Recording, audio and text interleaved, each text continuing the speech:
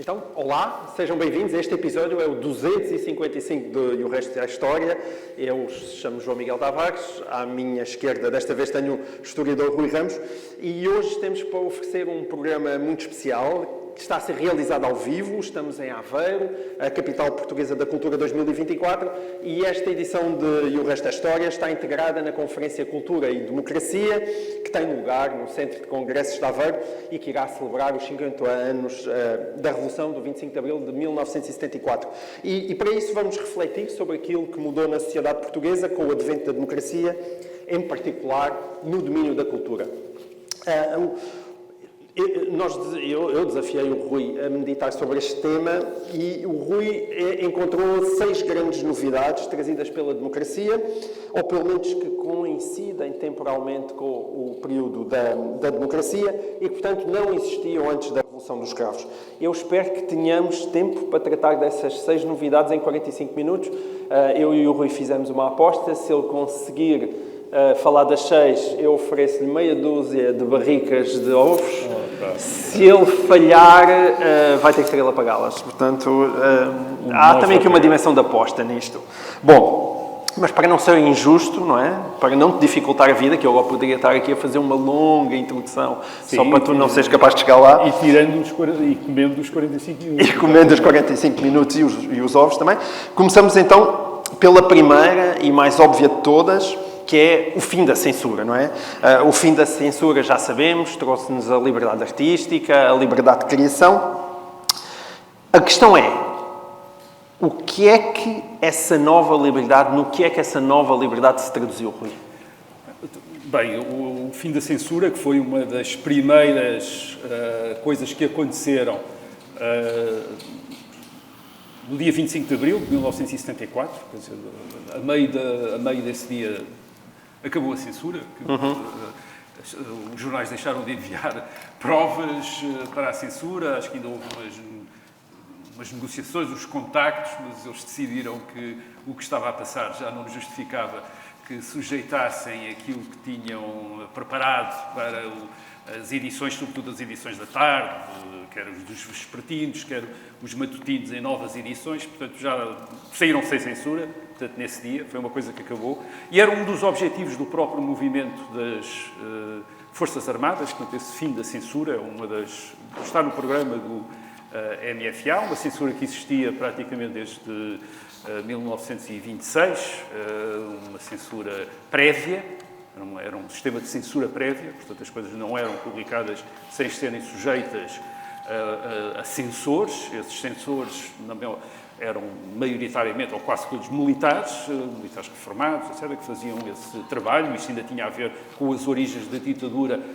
na própria ditadura militar estabelecida com o 28 de maio, com o movimento de 28 de maio de 1926. Isso tinha criado uma determinada cultura em Portugal. Quer dizer, uma cultura em Portugal não apenas deste ritual de não poder ser publicado aquilo que não era autorizado, mas também um hábito, que era o hábito da autocensura.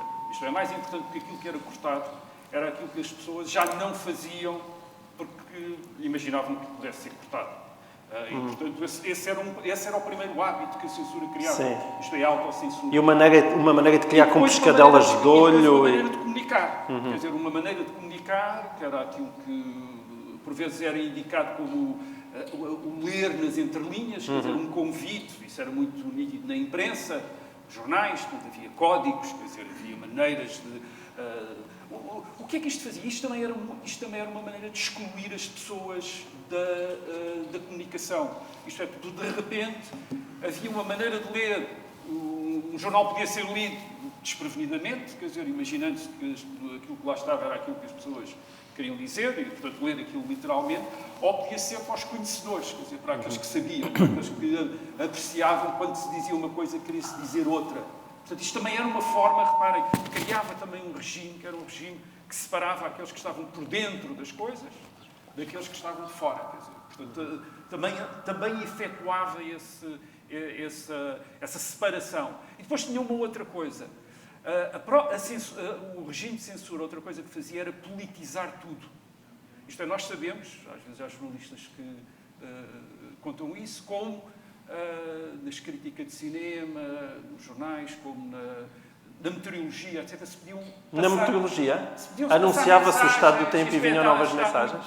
O tempo está mau, etc. Isso podia ser lido. Ou antes as pessoas até liam mais do que lá estava. Quer dizer, há aquela famosa história da crónica de futebol a seguir ao 16 de março de 1974, portanto, em relação penso que é o Porto que vem jogar e que não perde em Lisboa, e portanto dizem, enfim, a equipa do Norte avançou para Lisboa, mas não conseguiu, etc. E que aquilo podia ser lido como uma espécie de comentário, um acontecimento. Portanto, há uma politização de tudo. E isso também afetava as artes. Porque uma das coisas que acontece sob o Estado Novo, como acontece noutros regimes autoritários de outro tipo, é quando as pessoas não podem discutir política abertamente, começam a discutir política através de outras, enfim, de outras esferas.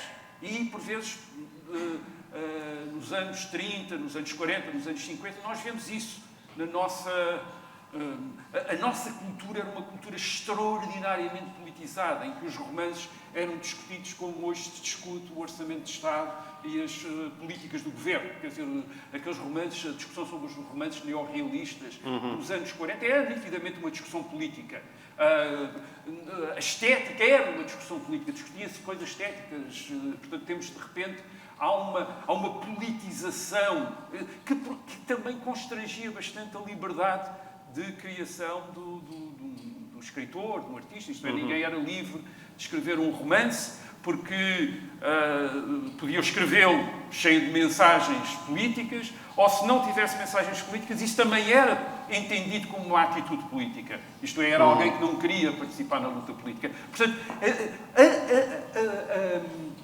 a cultura da censura, do constrangimento ditatorial da criação e da expressão, o que fazia era este constante constrangimento de tudo. Isto é, nós estávamos a ser obrigados a ser políticos.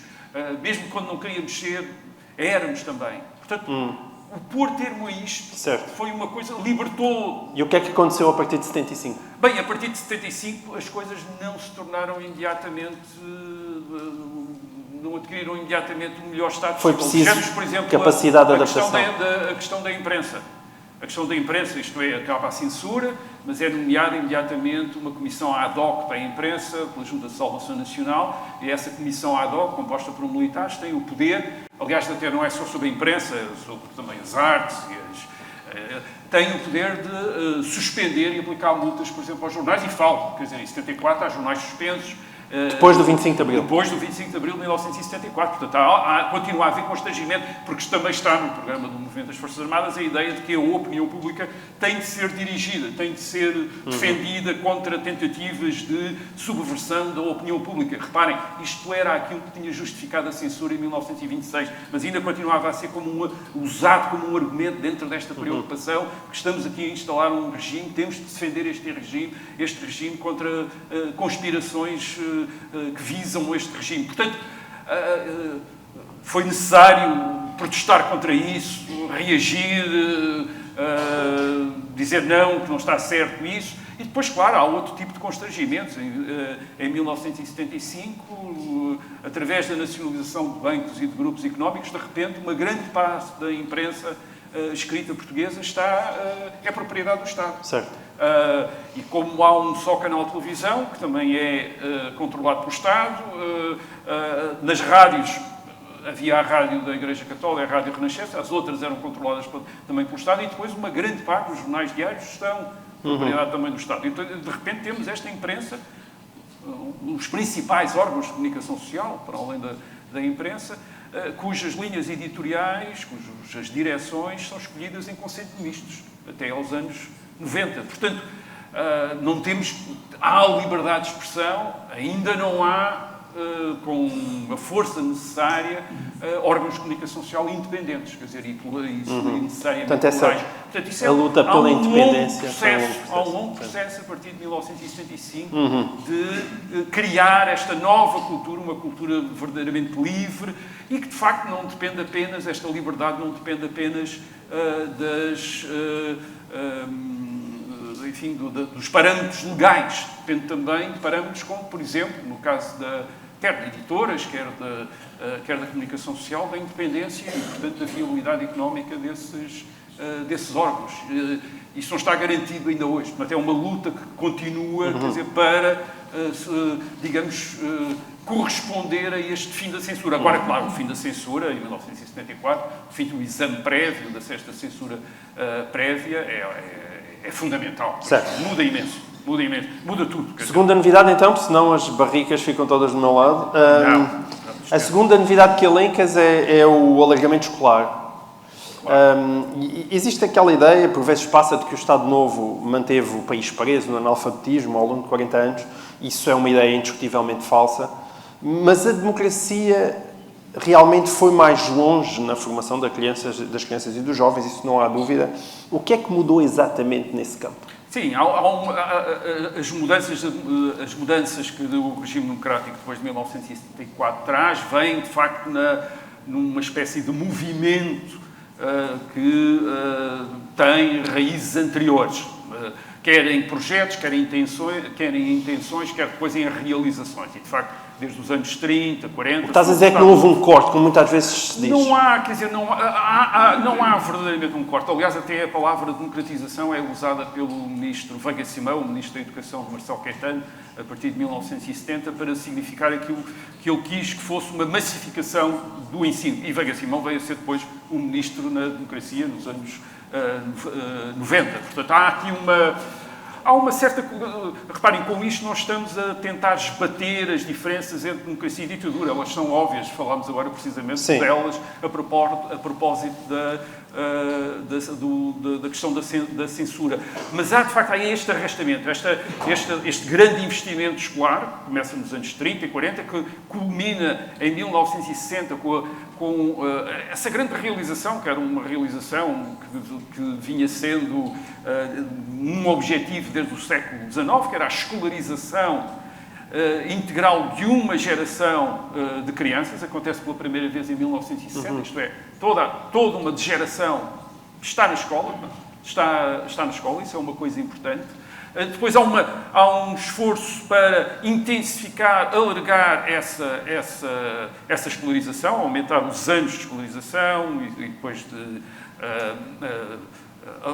massificar o ensino superior, colocar o ensino superior, o ensino universitário ou politécnico como um objetivo alargado a toda a população. Isso é algo em que os governos do regime democrático investem bastante e com um grande sucesso. Quer dizer, conseguem. Hoje em dia, até por causa depois destes desníveis de desenvolvimento, continuamos a ter problemas ou continuamos a ter um atraso em relação à formação escolar da população em todas as idades, mas, por exemplo, nas idades mais jovens, em termos de o ensino superior, já nos podemos comparar bem com outros países europeus. Isso provoca, de facto, uma mudança enorme naquilo que é uma componente fundamental da cultura de um país, quer como produtores, quer como consumidores de cultura. De repente há esta massa enorme de gente que tem acesso à cultura letrada, que tem uma outra coisa que é, pela primeira vez, a população portuguesa tem uma formação em termos de instrução formal mais ou menos homogénea, quer dizer, isto é, do norte ao sul do país, as pessoas passaram pelo mesmo tipo de escolas, isso nota-se depois na perda dos destaques regionais, etc. Quer dizer, as pessoas têm aquela formação, que deve ser combinada, obviamente, com outras transformações, para ser percebida, por exemplo, a urbanização, por exemplo, que também começa nos anos 60, isto é, a ir para a população mover-se dentro dos concelhos para as sedes do Conselho e a nível nacional para as grandes áreas metropolitanas de Lisboa e do Porto. E depois também tem uma dimensão ao nível da economia de serviços, quer dizer, portanto, de repente há aqui uma economia de serviços em Portugal. Deixamos de ter, portanto, uma população analfabeta, rural e empregada na agricultura. Quer dizer, portanto, há uma grande transformação. Portanto, esta população, por um lado, acede à cultura letrada através da escola, através da televisão, através através de outros meios, quer dizer, acede a essa cultura, portanto, essa cultura deixa de ser exclusiva de uma elite, passa a ser uma cultura partilhada, e, por outro lado, essa população é uma população mais qualificada e também vai impor nos espaços de produção de cultura os seus gostos e os seus valores. E isso vai-se ver, por exemplo, nos anos 90, na televisão, a mudança de um paradigma daquela televisão que é concebida ainda nos anos 50 e 60, à imagem da BBC como uma espécie de telescola quase, quer dizer, vamos ensinar as pessoas, para uma televisão que começa a corresponder ao gosto das pessoas. Isto é, uma televisão, portanto, passar do paradigma da BBC para o paradigma da televisão americana, que é uma televisão que corresponde àquilo que as pessoas também procuram. Portanto, há, ao mesmo tempo, uma democratização da cultura letrada em termos de partilha dessa cultura letrada, mas uma democratização dessa cultura também em termos de repente tornar-se uma cultura mais popular, digamos assim. Isto é, porque esta população agora tem uma força para exigir essa transformação que não tinha antes. Isto vai, por exemplo, colocar em causa uma figura que existia na cultura portuguesa, que é o intermediário, quer dizer, da cultura. Isto é, a pessoa que tinha acesso aos livros. Tem acesso aos livros, que tem acesso às revistas que são publicadas no estrangeiro e que aqui tem uma espécie de papel quase eclesiástico de ser o intermediário. Portanto, nós, em vez de acedermos diretamente a essa cultura, recebemos essa cultura digerida por essas figuras, que são geralmente figuras ou publicam livros, ou que fazem crítica nos... Eu lembro, por exemplo, do Miguel Esteves Cardoso, quando estava em Londres, e escrevia sobre o que estava a surgir. No caso da cultura, estava em Paris. Francesa, e esses lugares desapareceram, quer dizer, as pessoas de repente têm acesso. Obviamente temos de entrar em linha de conta aqui com outras transformações, como, por exemplo, o resultado da globalização, mas já vamos falar da delas, comunicação digital, que também nos dá acesso. Portanto, digamos que esta cultura, a cultura da democracia é verdadeiramente mais democrática, quer dizer, isto é verdadeiramente uma cultura mais democrática, por estas transformações, que são transformações que estão a ocorrer já antes. São políticas e tecnológicas também, não é? Sim, e sociais e económicas também, quer dizer, e que de repente criam aqui aquilo que quando nós falamos de cultura, já estamos a falar hoje em dia de uma cultura que tem uma dimensão popular que não tinha antes, isto é, e quando eu estou a falar desta dimensão popular não estou a falar do folclore, estou a falar de uma cultura intelectual, uma cultura dos grandes meios de comunicação.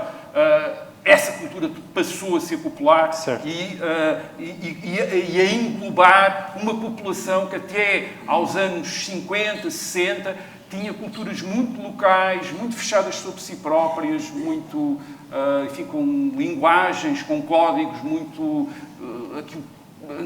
aquilo que se chamava folclore, quer dizer, que era a forma de, digamos, da cultura letrada assimilar essas culturas rurais muito próprias de determinadas regiões. De forma muito artificializada, que as pessoas às vezes não têm consciência disso. De forma estereotipada.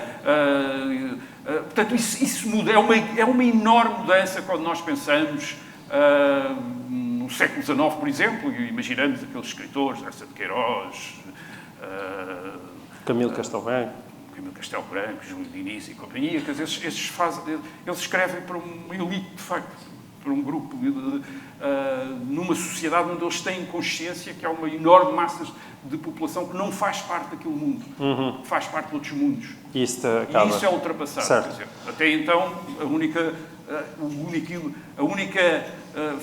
meio que englobava toda a população culturalmente era a Igreja, e agora é a cultura, quer dizer, esta cultura democrática. Certo. Nós e entramos na terceira novidade, nós falamos já de Eduardo Prato Coelho, se quiseres, o rei da cultura francesa, e de Miguel Esteves Cardoso, que a certa altura foi o rei da cultura inglesa. E de facto, aquilo que se assistiu depois do 25 de Abril é um retrocesso dessa cultura francesa face à invasão do inglês. E, portanto, se quisermos, nesse embate entre Miguel Esteves Cardoso e Eduardo Prato Coelho, venceu Miguel Esteves Cardoso. Porque o inglês torna-se absolutamente dominante nas últimas 5 décadas. E tu consideras que essa é também uma herança da democracia ou é apenas um sinal dos tempos? Que as coisas estavam a progredir desta maneira e não teriam sido diferentes se o Estado Novo continuasse. Sim, não é o resultado da democracia, é o resultado daquilo que eu diria que é... Falámos, aliás, disso num programa do Resto da História, precisamente sobre o francês e o inglês. Isto é o resultado da americanização da Europa e no pós-guerra. A seguir à Segunda Guerra Mundial, a seguir a 1945, quando os Estados Unidos têm um papel enorme na organização e na remodelação e nas reformas na Europa Ocidental, através do Plano Marshall de 1947, através das próprias estruturas da integração europeia, que em grande medida servem para divulgar e instituir maneiras de fazer americanas de organização. Já está a cair, estão a cair pecados teus, mas está tudo bem. Mas espero que não se tenha partido nada. Não, está-se tudo a ouvir. Podes pôr no bolso. Já tenho aqui. Okay, muito bem.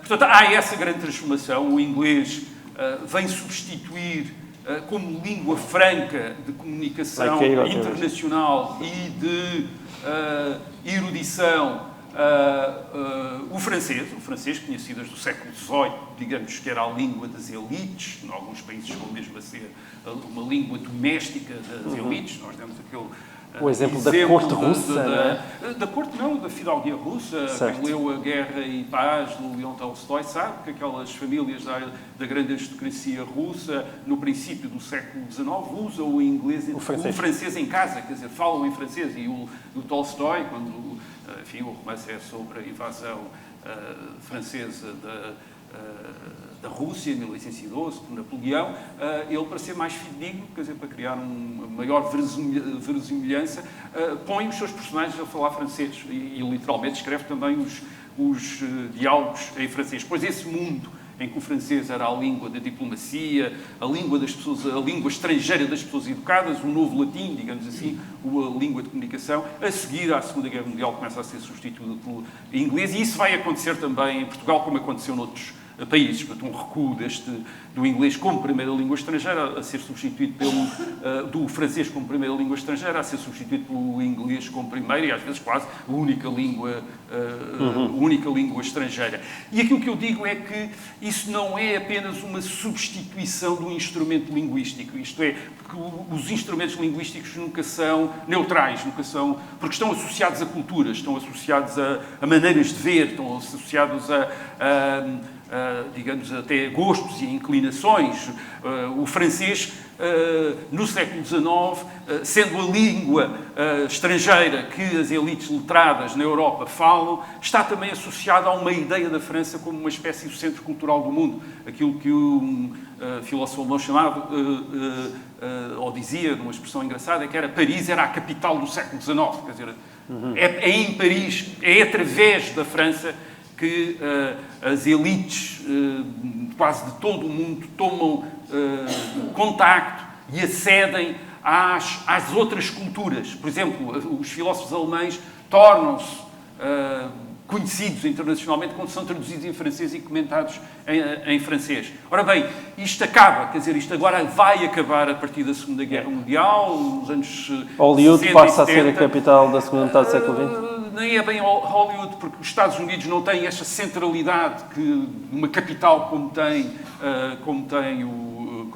era Paris em França, como era Paris em França, mas de repente nós temos esta centralidade da cultura em inglês dos Estados Unidos, que vem também com outra, que nos traz também outras referências culturais. E não é por acaso que nos anos 80 o inglês tornar-se a primeira língua nas escolas está associado também à entrada em força, por exemplo, em Portugal, mas noutros países também, de novas referências. Quer dizer, nós de repente reparamos que na literatura as pessoas começam a ler, mesmo em tradução, escritores americanos e ingleses, quer dizer, em vez de escritores franceses. Quer dizer, de repente a literatura americana e inglesa torna-se a de referência. Quer dizer, as pessoas perguntam-me, os escritores favoritos tendem a começar os escritores estrangeiros favoritos tendem a começar a ser os escritores ingleses e americanos, Philip Roth e companhia, etc. Quer dizer, em vez de escritores franceses que de repente deixam de começar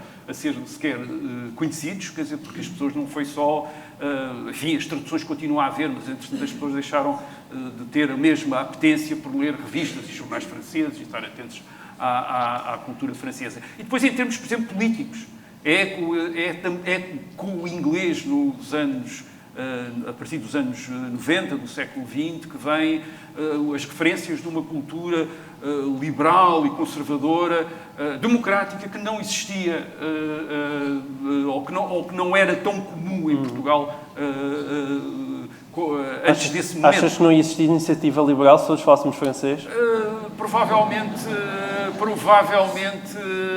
não, provavelmente terá ajudado a isso. E não existia também conservadores como há agora, isto é, pessoas a declararem-se conservadores em política. Porquê? Porque agora há uma referência americana, quer dizer, que ajuda a conceber o conservadorismo de maneira diferente do que aquele, por exemplo, que era concebido em termos de uma cultura francesa, enfim, que agora não vamos demorar-nos tempo não vamos demorar-nos aí, mas que tinha uma referência diferente. A mesma coisa para irmos para o outro lado do espectro político com aquilo que se vai chamar, isto é, em termos de uma esquerda militante, de ativismo de esquerda, que se vai chamar o politicamente correto e agora o woke e o wokeismo, quer dizer, que são nitidamente americanos, não são coisas francesas, são nitidamente uma parte da cultura americana, do ativismo americano.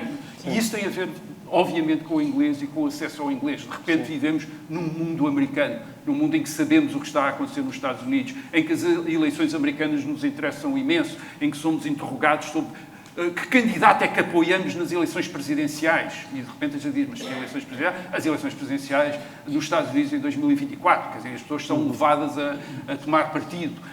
Eu ainda me lembro, sou suficientemente velho para lembrar que em 1974, quando aconteceu o 25 de Abril, as pessoas estavam a tomar partido em relação às eleições presidenciais. Era em França. A eleição do Giscard, a eleição entre o François Mitterrand e o Giscard d'Estaing, que ganhou o Giscard d'Estaing. E eram essas as grandes eleições presidenciais internacionais, eram essas. Agora são as eleições americanas. Portanto, a substituição do francês pelo inglês tem também estes novos horizontes. Certo. Muito bem. Bom, a tua quarta novidade, que já foi aqui até previamente anunciada, é uma das minhas favoritas, por ser talvez a mais surpreendente. Tu dizes que a democracia substituiu Luís de Camões por Fernando Pessoa. Explica lá essa tua tese, Rui, até porque as pessoas que acabaram de batizar o novo aeroporto de Alcochete talvez não concordem assim contigo. Acabaram de estragar essa tese. Não. Se fosse o aeroporto de Fernando Pessoa... Eu acho muito bem que o aeroporto tenha esse nome. Isto é algo que acontece na década de 1980.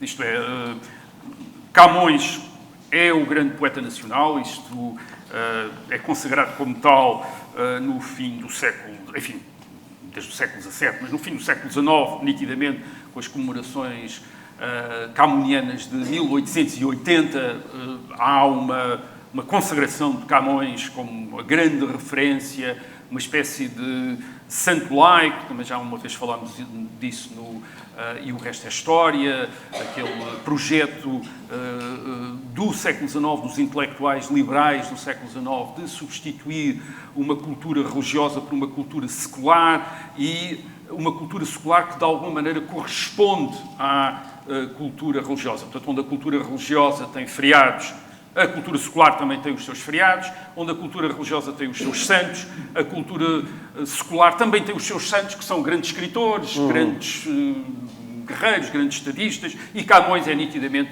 com Vasco da Gama, etc., é uma das grandes figuras desta cultura liberal, secular, republicana, e depois que o Estado Novo também enquadra e também recebe. E, portanto, Camões é o poeta nacional, é o poeta que se cita nos discursos oficiais, é o poeta, isso é muito importante, quer dizer, nos discursos às vezes dizem, como diz o poeta, e nem dizia o nome de Camões, toda a gente sabe que é Camões, tem a estátua.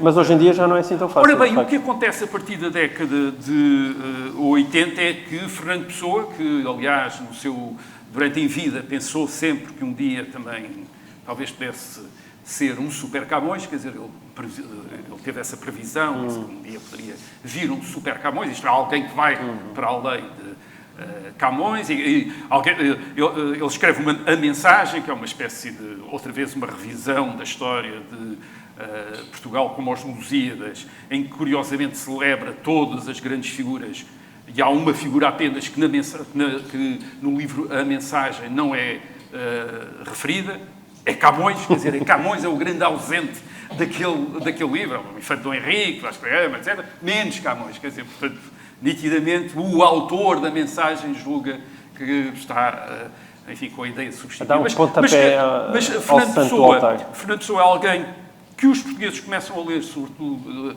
nos anos 40, portanto, já depois da morte dele, quando começam a ser publicados os poemas de Alberto Queiro, de Ricardo Reis, de Álvaro de Campos, quer dizer, começa enfim, ele verdadeiramente tinha publicado em vida, mas é nessa altura que começa a ser lido e comentado. E, portanto, ele tem logo um grande sucesso, não só em Portugal, mas no Brasil também.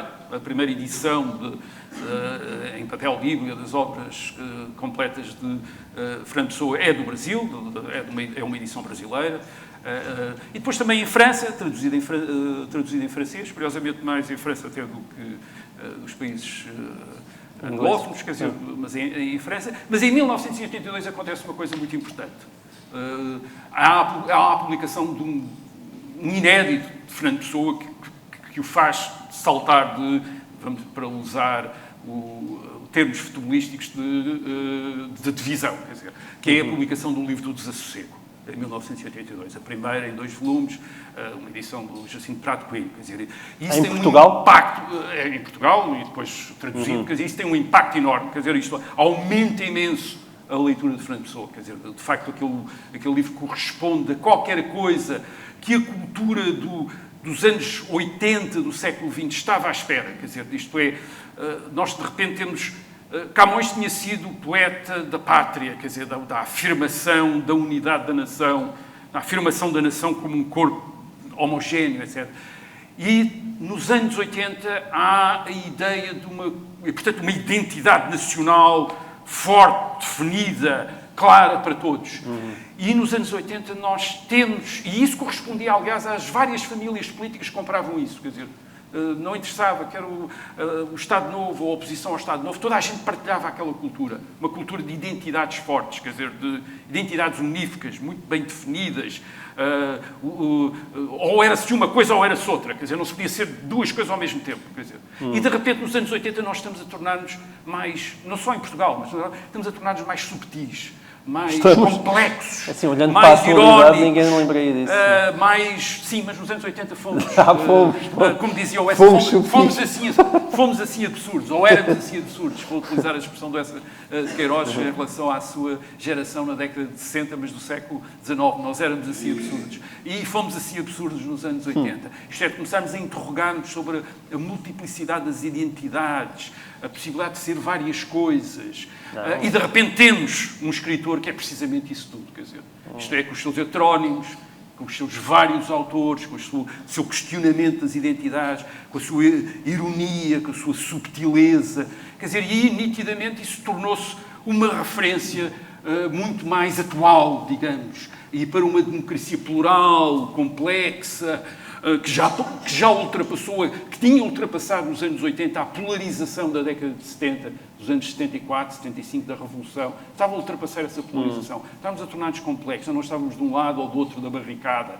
Olhávamos as coisas um bocado de cima e sorríamos quem estava. As ideologias pareciam que estavam a morrer. Estávamos no fim da história, em 1989, a queda do Muro de Berlim. Francis Fukuyama escreve o seu famoso ensaio sobre o fim da história, isto é, a ideia de que as grandes ideologias tinham falhado e, portanto, havia um modelo que tinha sobrevivido, que era a democracia liberal e do que... Rui, nunca imaginei quando nós estivéssemos a ler Fernando Pessoa, e de repente temos Fernando Pessoa. Temos Fernando Pessoa, que é alguém, um dos poucos escritores portugueses que, através de precisamente uma cultura anglófona, quer dizer, que ele tinha, por ter sido educado na África do Sul, tem esta ligação. É um autor que, nos anos 30, quando se lhe pergunta o que é ele é, ele diz que é um liberal conservador, que era uma coisa que nos anos 30 ninguém percebia em Portugal o que era, e que nos anos 80 as pessoas começaram a perceber finalmente o que é que Fernando Pessoa era. E portanto, de repente, há essa emergência de Fernando Pessoa. Quer dizer, há uma emergência de Fernando Pessoa, as pessoas leem Fernando Pessoa, as pessoas começam a citar Fernando Pessoa e, a nível do Estado, começa-se a citar também Fernando Pessoa. E, de repente, começa a aparecer discursos em que diz, como diz o poeta, e o poeta já não é Camões, é Fernando Pessoa. E isso nota-se muito, por exemplo, nos leitorados de português no estrangeiro. De repente, há uma apetência por Fernando Pessoa que não há... Por Camões as pessoas querem ler, estudar Fernando Pessoa começa a ser traduzido, imensamente traduzido, a ser comentado, e começa a ser um dos grandes produtos de exportação portuguesa em relação, aliás, a quem os outros escritores se começam a situar. O José Saramago escreve sobre Ricardo Reis, enfim, a Cristina Bessa Luís também já tinha escrito sobre Álvaro de Campos, quer dizer, e portanto há esta relação com o Fernando Pessoa, o cinema também, aparecem coisas sobre a Conversa Acabada, de João Petito, enfim, ainda dos anos 80, e portanto temos essa emergência de Fernando Pessoa. Isso não quer dizer, atenção, que Camões não continua a ser o maior, o grande autor, e eu diria, pessoalmente, o maior, de facto, isto é, com todo o respeito pelo Fernando Pessoa, de facto, os Lusíadas continuam a ser uma obra, em termos de engenho literário, absolutamente espantosa, quer dizer, e como tal tinha sido, foi reconhecida no seu tempo, nos séculos XVI, XVII. Os europeus ficaram impressionados com a obra de Camões, aliás, traduziram para inglês, para francês, para castelhano, quer dizer, aquilo era impressionante em termos de efabulação, de engenho, de arte, é uma obra espantosa,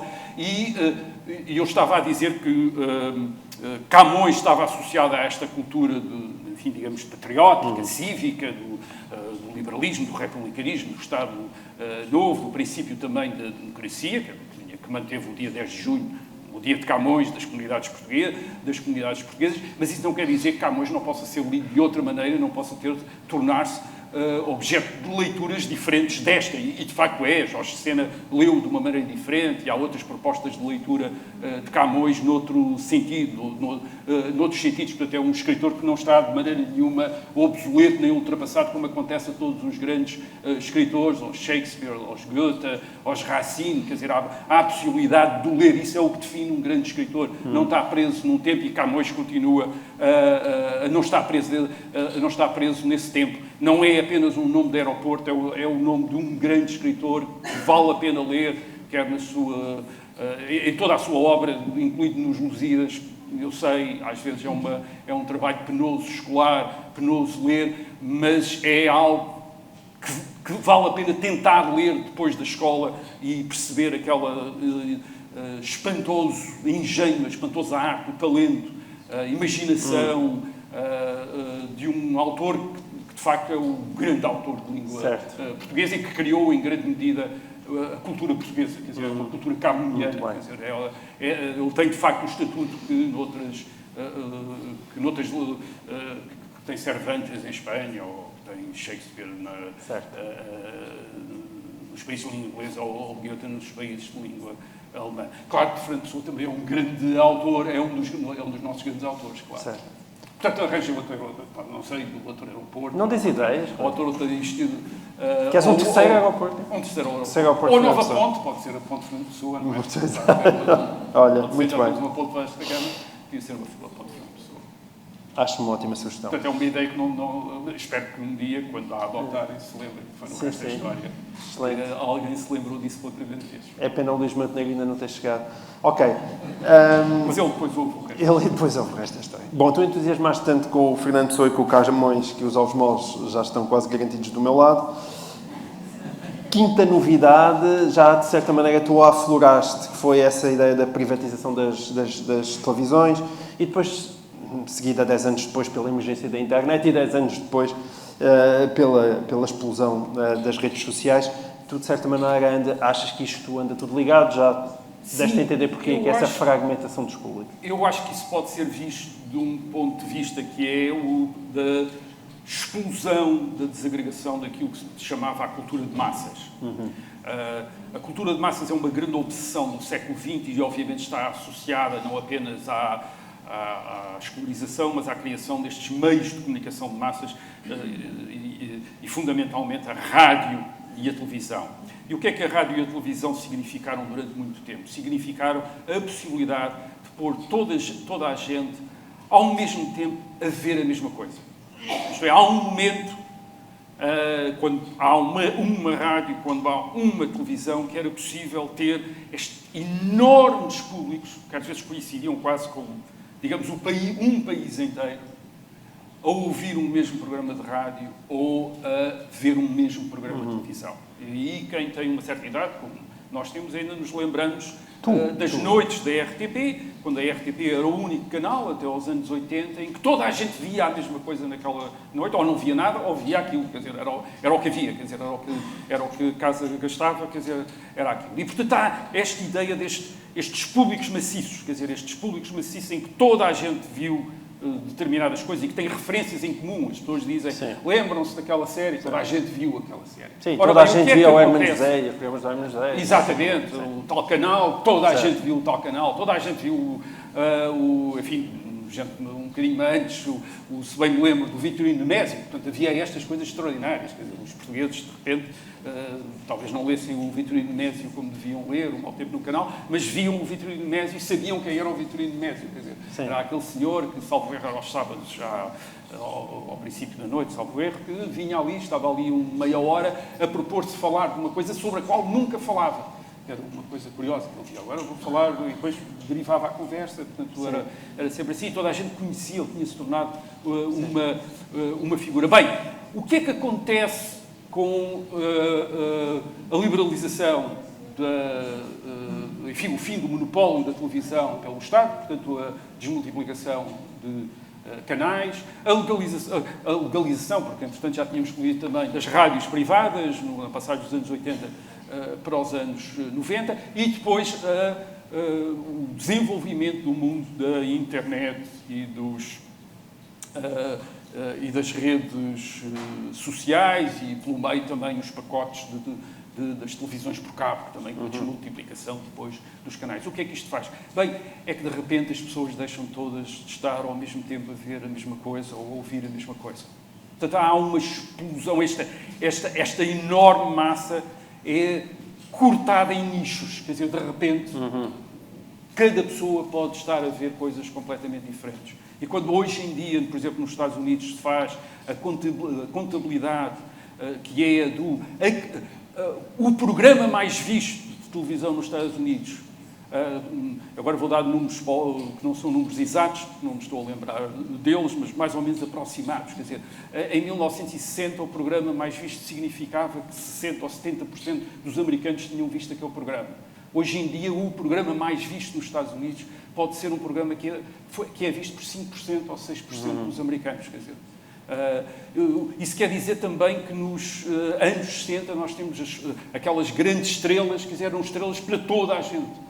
Hoje, por exemplo, em termos de música, toda a gente ouvia aquilo. Porquê? Porque toda a gente ouvia a mesma rádio, via a mesma televisão e toda a gente tinha de ver os Beatles. Quer dizer, gostasse ou não gostasse, tinham de os ver, ouvir na rádio e vê-los na televisão. Hoje em dia nós temos uma cultura em que provavelmente há um fenómeno como Taylor Swift, que encheu dois estádios da Luz em Lisboa na semana passada, mas provavelmente muita gente nunca ouviu falar dela e nunca ouviu uma música dela. Quer dizer, isso é impensável naquele sistema daquele meio de comunicação único de rádio e televisão. Nós tínhamos sido obrigados a ver um top de vídeos, quer dizer, e tínhamos visto a Taylor Swift. Portanto, já viste o resto da história passasse na RTP em 1985? Por exemplo, hoje toda a gente... Como tínhamos mais do que 7 fãs, não é? Como legitimamente deveria acontecer, toda a gente deveria ser. Não, isso criou uma angústia às pessoas que se dedicam à produção de cultura, porque, de facto, o ato cultural perde a relevância que tinha no tempo ou a relevância que podia aspirar, para ser mais exato, no tempo dessa... Hoje trabalhamos todos para nichos, quer dizer, o nosso nicho é enorme, claro, quer dizer, enorme, é um nicho das pessoas que gostam de história, mas é isso, é uma mudança muito grande. Hoje a cultura é feita de muitos nichos, quer dizer, em vez destes grandes fenómenos de massa, como era há 30 ou 40 anos. Agora temos esta angústia, faltam-nos 1 minuto e 20 para os nossos 45 minutos e tu ainda não respondeste à sexta novidade. Portanto, eu vou perguntar se ainda querem que eu enumere esta última novidade ou se nos vamos todos embora. Não, as pessoas querem. Querem muito, não é? Olha lá, toda a gente, ouve-se o burburinho nesta sala, toda a gente diz sim, sim, sim. Ouve isso. Bom, mas pagas os ovos moles porque isto já não conta. Bom, então a sexta e última, só muito rapidamente, é a imigração.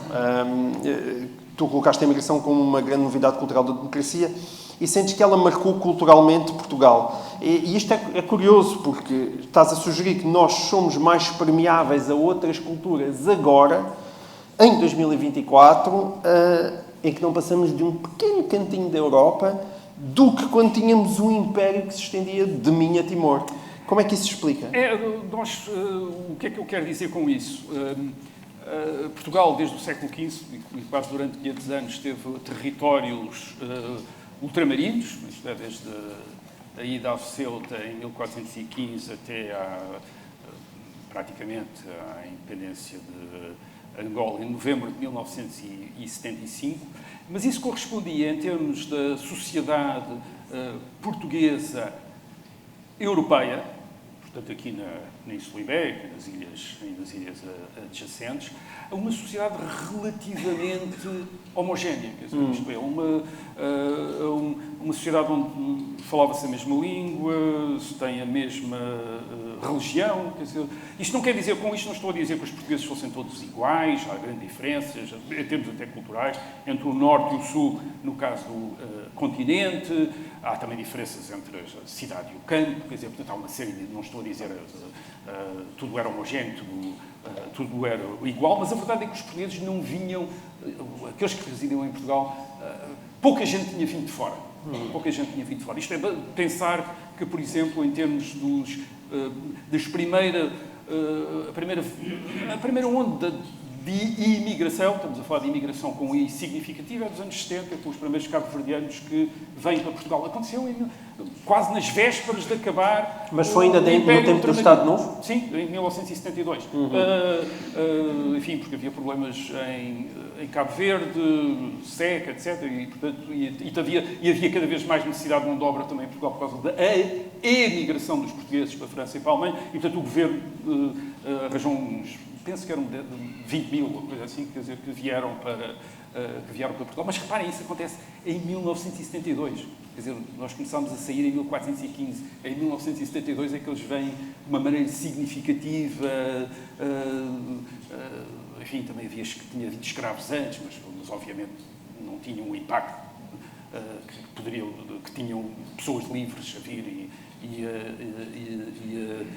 a trabalhar. E a trabalhar. Portanto, nós temos uma sociedade bastante fechada sobre si própria aqui. Quer dizer, portanto, a imigração a partir dos anos 70, 80, começa a mudar e nesse fenómeno temos de incluir outros aspectos. Quer dizer, temos de incluir, por exemplo, os retornados, em 1975. Cerca de meio milhão, não é?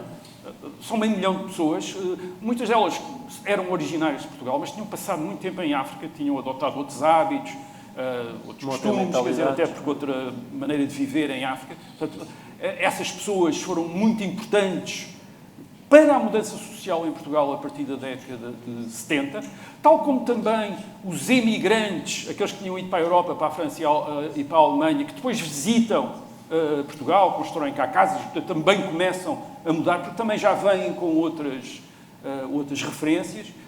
Também temos um outro fator, que é o turismo de massas, a partir dos anos 60.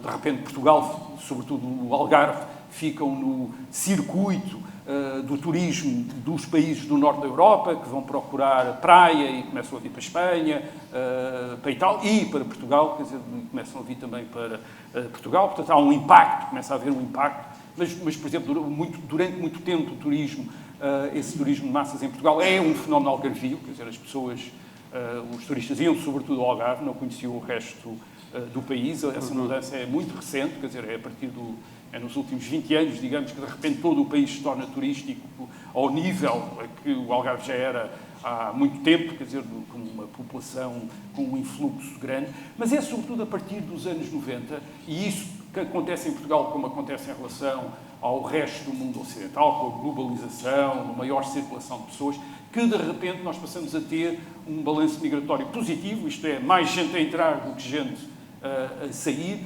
e essas pessoas entrarem e estabelecerem-se. Portanto, é uma novidade, de repente, ter residentes vindos de outras paragens em Portugal, quer dizer, que já tem um número significativo, nós sabemos, 10% da população já pode ter essas origens, isto é, nasceu no estrangeiro, quer dizer, nasceu no estrangeiro e que representa uma parte importante dos residentes em Portugal e que, obviamente, traz referências, línguas, costumes diferentes.